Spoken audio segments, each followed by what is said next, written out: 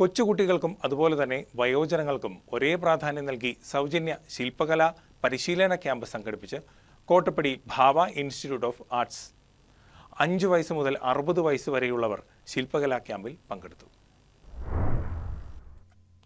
വിദ്യ അഭ്യസിക്കുന്നതിന് പ്രായം ഒരു ഘടകമല്ല.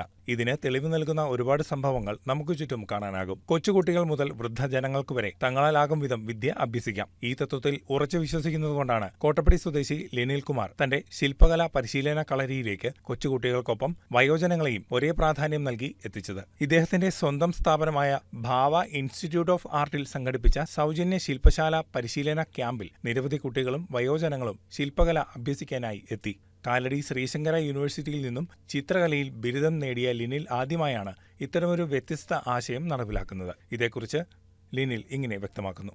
ആദ്യമായിട്ടാണ് ഒരു സ്കൾപ്ചറിന്റെ ക്യാമ്പ് ഇൻട്രൊഡ്യൂസ് ചെയ്യുന്നത്. അപ്പോൾ നമുക്ക് ഇതിനെക്കുറിച്ച് ആളുകൾക്ക് എന്താണെന്ന് ഇതിനെക്കുറിച്ച് അറിയില്ല. അത് ചിത്രകല എന്താണ്, അല്ലെങ്കിൽ ആർട്ട് എന്താണ്, ഇതിനെക്കുറിച്ചൊന്നും അധികം ധാരണയില്ലാത്തൊരു പ്രദേശം പോലെയാണ് എനിക്ക് തോന്നിയിട്ടുള്ളത്. അപ്പോൾ നമുക്ക് അതിനെക്കുറിച്ചൊന്ന് പറഞ്ഞു കൊടുക്കാം. എന്താണ് ശില്പകല, ഇതിൻ്റെ സാധ്യതകൾ എന്തെല്ലാം, ഇതിനെക്കുറിച്ചൊക്കെ ഒന്ന് പറയാൻ വേണ്ടിയിട്ടാണ് ആർട്ടിസ്റ്റ് RLV അജയനെ വിളിച്ചിരിക്കുന്നത്.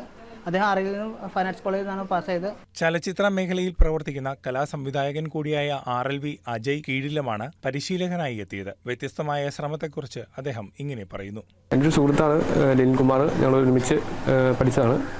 ഒരേ ബാച്ചിലായിരുന്നു +2 അത് കഴിഞ്ഞിട്ട് ലിനിൽ ശങ്കര യൂണിവേഴ്സിറ്റിയിൽ പെയിൻറ്റിങ് എടുക്കുകയും ഞാൻ RLV ഫൈൻ ആർട്സ് കോളേജിൽ സ്കൾപ്ചർ എടുക്കുകയും ചെയ്തു.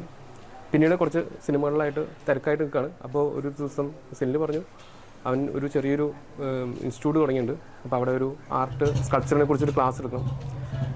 അങ്ങനെ തോന്നിയപ്പോൾ എനിക്കൊരു ഇതാണ് ലൈവായിട്ട് കുട്ടികൾക്ക് സ്കൾപ്ചർ അല്ലെങ്കിൽ ശില്പം എന്താണെന്നും അത് കളിമണ്ണിൽ ചെയ്ത് കാണിച്ചു കൊടുക്കുകയും എനിക്ക് കിട്ടിയ അറിവുകൾ അവർക്ക് പകർന്നു കൊടുക്കുകയും ചെയ്യാനുള്ള ഒരു അവസരമാണെന്ന് തോന്നി.